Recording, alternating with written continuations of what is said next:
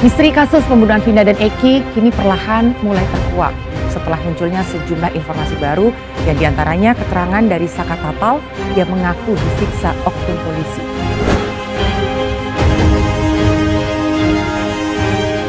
Salah satu fakta yang menyita perhatian publik adalah keterangan dari mantan terpidana kasus Vina, Saka Tatal, yang mengklaim kerap mendapat perlakuan kasar, intimidasi, dan juga penyiksaan dari oknum polisi. Fakta itu terungkap pasca Saka memberikan keterangan dalam program Rakyat Bersuara di IDS beberapa waktu lalu. Saka emang kasih makan, tapi ngasih makannya nggak sewajarnya, dilempar di lantai. Kalau nggak dimakan, bakal dipukulin lagi. Jadi piring berisi nasi dan lauknya? Bukan piring, jadi nasi bungkus. Nasi bungkus? Waktu di Polresta itu.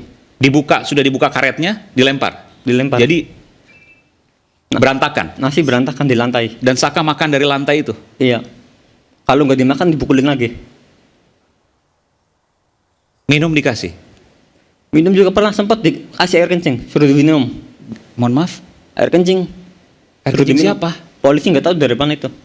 Taunya dari mana kalau itu air kencing? Orang saya yang ngerasain, diputerin semua. Dan Saka minum? Saka minum tapi dibuang lagi, dimuntahin, nggak bisa. Tapi sempat masuk mulut dimuntahin? Iya. Kalau saya pribadi, saya mah kepengen nama baik saya bersih lagi kayak dulu lagi. Minta keadilan. Minta keadilannya aja. Sama yang nggak bersalah tuh keluarin. Jangan menanggung beban orang yang nggak melakukan apapun yang dituduhkan. Sementara itu Polda Jawa Barat mengatakan proses penyelidikan terhadap dugaan penyalahgunaan wewenang hingga terjadinya kekerasan kepada Saka Tatal terus dilakukan oleh tim gabungan. Tim dari Kompolnas dan Komnas HAM juga telah mendatangi Polda Jawa Barat untuk menyelidiki dugaan adanya penyiksaan.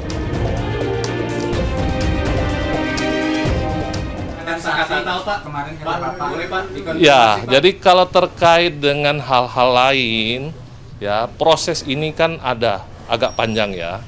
Di proses 2016, ya itu sudah kita sama-sama ketahui sudah inkrah. Nah, tentu kalaupun ada tindakan-tindakan lain yang unprosedural, ya itu sudah dilakukan pemeriksaan oleh tim-tim yang sudah datang mengunjungi kami, baik dari pengawas internal maupun pengawas eksternal dari Kompolnas dan Komnas HAM. Hasilnya seperti apa? Silakan rekan-rekan bertanya kepada tim yang telah melakukan pendalaman. Hingga kini proses penyelidikan masih berlanjut di tengah sorotan publik terhadap banyaknya kejanggalan yang terjadi pada kasus pembunuhan Vina dan Eki.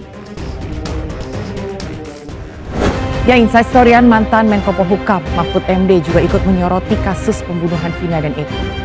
Menurutnya ada permainan dan penyimpangan dalam penanganan hukum kasus pembunuhan Vina.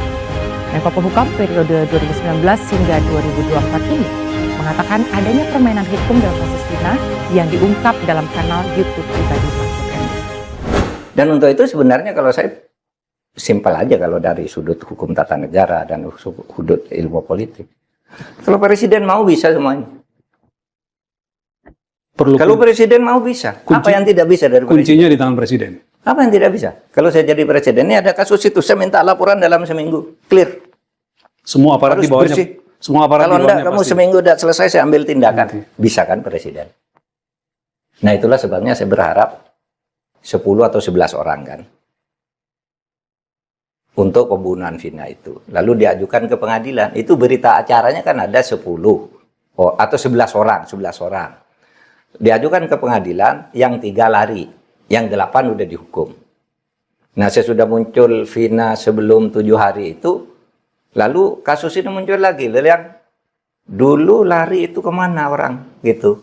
Itu kan resmi diumumkan buron. 3 orang. Namanya ABCD. Nah, ini baru muncul kasus ini. Sehingga saya berpikir ini bukan sekedar unprofesional, tetapi menurut saya memang ada permainan. Ada aroma profesional itu permainan. orang mungkin kurang cakap, kurang hati-hati, itu tidak profesional.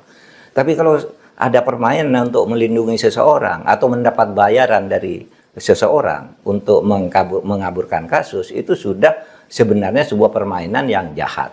Nah, saya cenderung ini lebih dari unprofesional. Ya. Perjalanan kasus pembunuhan Vina dan Eki masih panjang.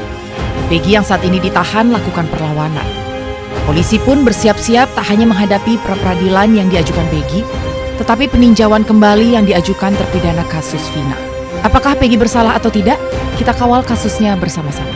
Saya Anggi Pasaribu, sampai bertemu di Inside Story berikutnya.